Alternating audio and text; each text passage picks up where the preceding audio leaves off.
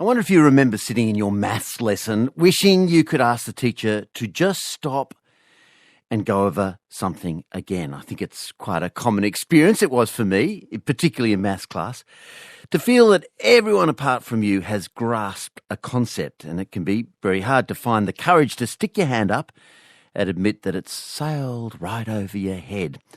Well, imagine if you could hit pause on a lesson or even rewind it. Well, one man who has taken to the internet to help us do just that is Eddie Wu. He's co-head of mathematics at Cherrybrook Technology High School.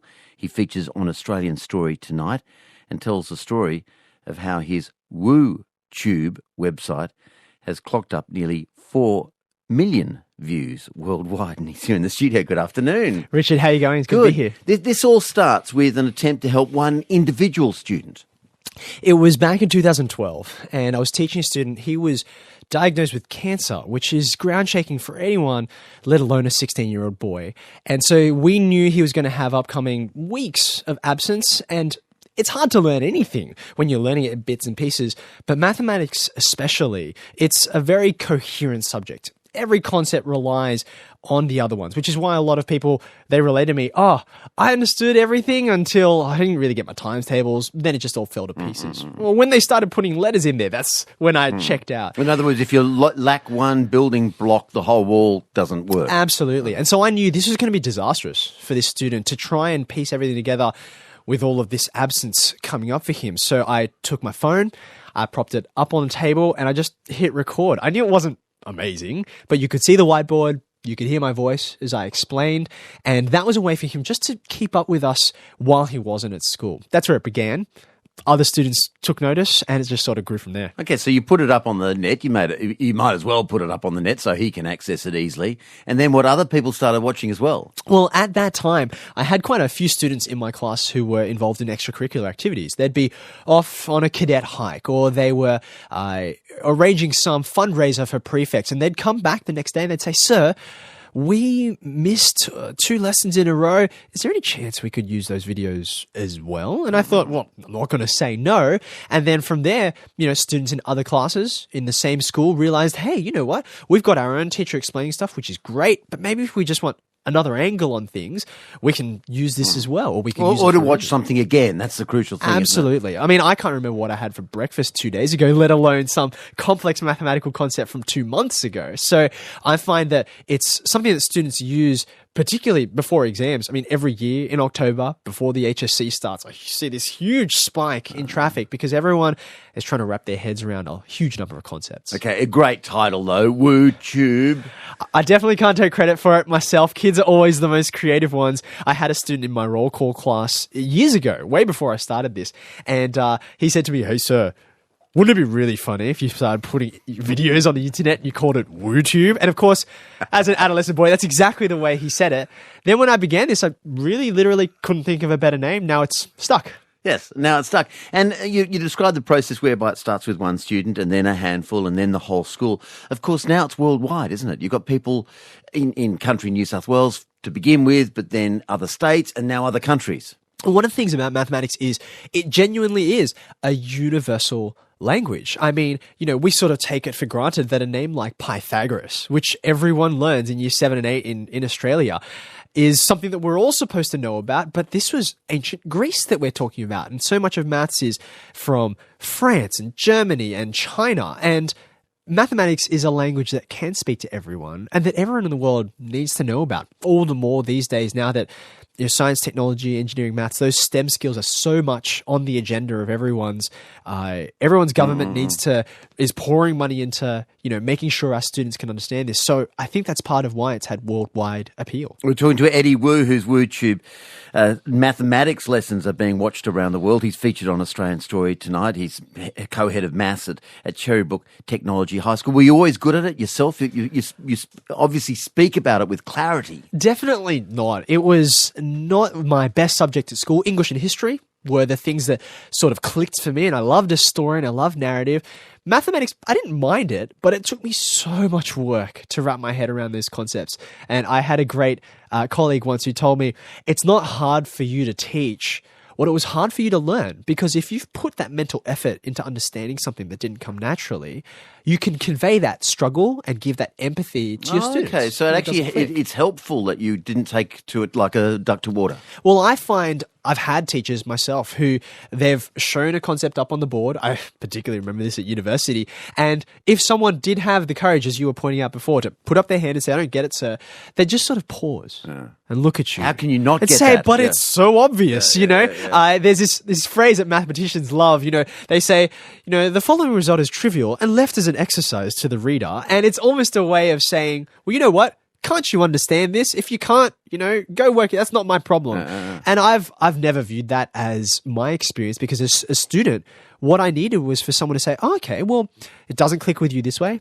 Let's try something else. And so that's what is characterizing my approach in the classroom. Why do you think so many kids have problems with mathematics? We know this on a national level. We know Australia's not doing so well anymore in international rankings, but I think people have individual experiences of it. I mean, I certainly did. It was the one subject I never really got. I always disliked going. I felt inadequate to the task. It's a very common experience. Why are so many of us maths phobic?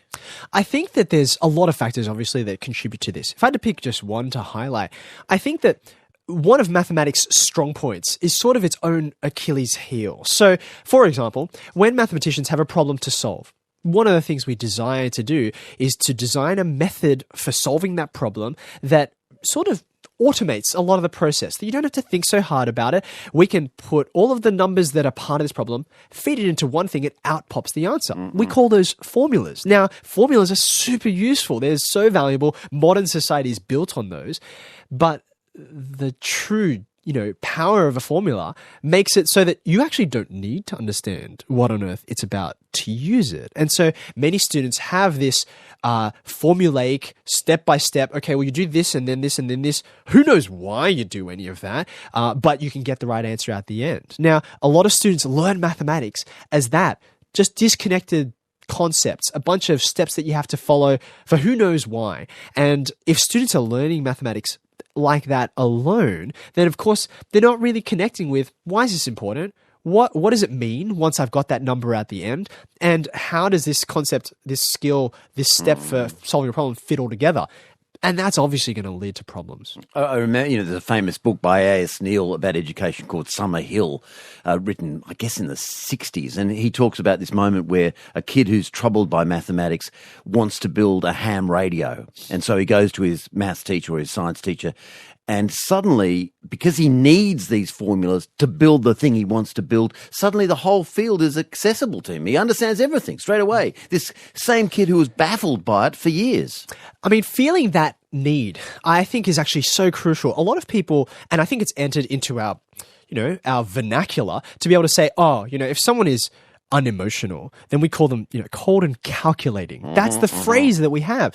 But I don't buy that. I think that mathematics is intensely emotional, which is why if you get that personal connection to something, I want this, I want to be able to solve this problem, then that's what drives you. And it's when children lack that, that's when they disengage. I've got a friend who's a pure mathematician, and he once was talking to me about some problem he was solving, and he said it was a beautiful solution. And I loved that phrase. It's actually more an arts topic. It's more an arts subject than we think, actually. I think that there's a lack of understanding of how creative mathematics is as a field. In fact, mathematicians are some of the most creative people around because they spend all day imagining things. And that's, you know, you're trying to wrap your head around something that no one has ever seen before. It's an abstract reality. And so you need to conceive of a way to interact with that in a way that allows you to solve the problem. And you need to think of multiple ways to approach something when it's not clear to begin with. Those are all the hallmarks of a creative pursuit. And when people miss that about mathematics, they think of it as a very, you do this and then this and this, and creativity's not involved. That's when they miss the true essence of the subject. We're talking to Eddie Wu. Imagine having him as your maths teacher. Well, in a sense, the whole world does through his WooTube maths channel. I got one more. Fat chance. Fat chance. What does fat chance mean? Is that very likely or unlikely? Unlikely. This is a funny thing.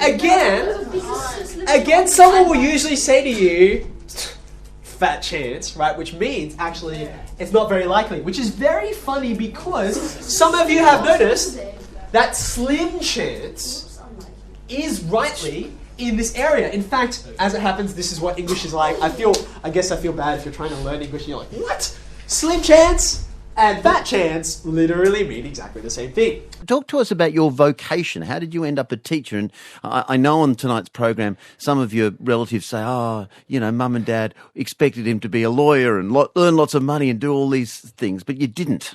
For me, when I was at school, there was a real sense of, look, we understand you have a huge set of, every child in school has a huge set of abilities and skills and passions, and it's not easy to find what it will be that marries them all together in a way that serves a community and has meaning and purpose.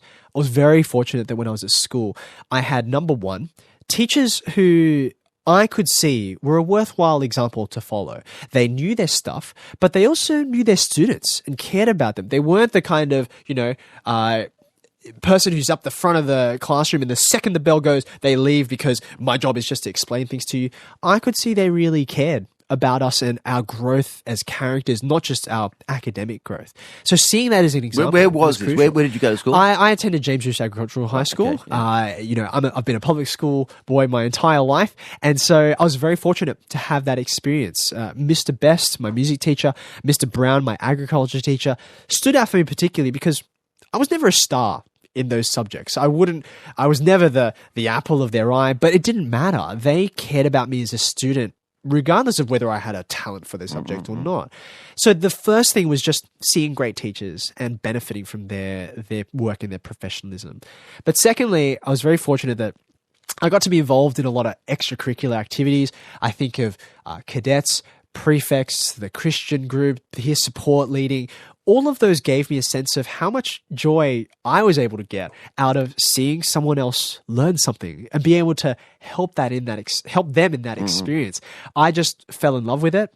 Seeing there's a moment when someone catches, this is what it's about, or I can do this. I actually have this ability. I thought if you asked me 3 weeks ago if I could do this, I would have told you it was impossible. And I get to have that moment day in, day out. The syllabus that I teach, it's been the same for years, but every year I get new students, and so it's new all over again. And that effort to find a way through to that particular student's level of understanding. We're with Eddie Wu. You're listening to ABC Radio Sydney. Did you get a bit of pushback from your parents when you said, I'm going to be a teacher? Did someone point out the salary level and all that?